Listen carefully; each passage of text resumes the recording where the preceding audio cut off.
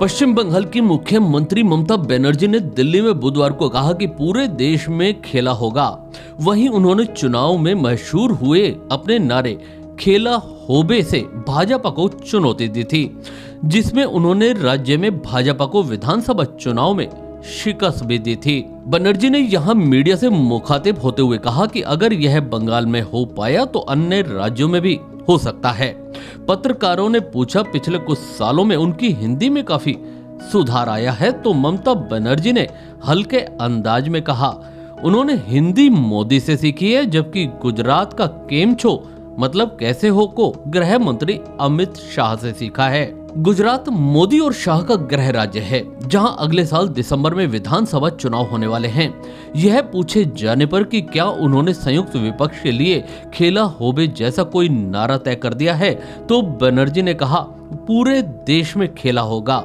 उन्होंने कहा कि यह सतत प्रक्रिया है, जब मोदी अगला चुनाव लड़ेंगे तो यह देश के साथ होगा। मुख्यमंत्री ने कहा कि इसका मतलब है कि अगला लोकसभा चुनाव मोदी बनाम संयुक्त विपक्ष होगा। गुजरात मोदी और शाह का गृह राज्य है, जहां अगले साल दिसंबर में विधानसभा चुनाव होने हैं। तृणमूल कांग्रेस 21 जुलाई को शहीद दिवस मनाती है और टीएमसी ने बनर्जी के भाषण का गुजराती अनुवाद राज्य के सभी जिलों में प्रसारित किया है।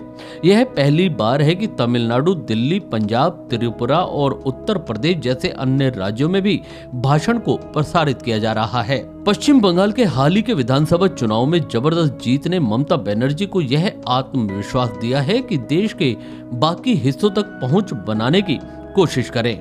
उनकी पार्टी के नेता 2024 के चुनाव में भाजपा को सत्ता से बेदखल करने के लिए संयुक्त विपक्ष के चेहरे के तौर पर उन्हें आगे कर रहे हैं।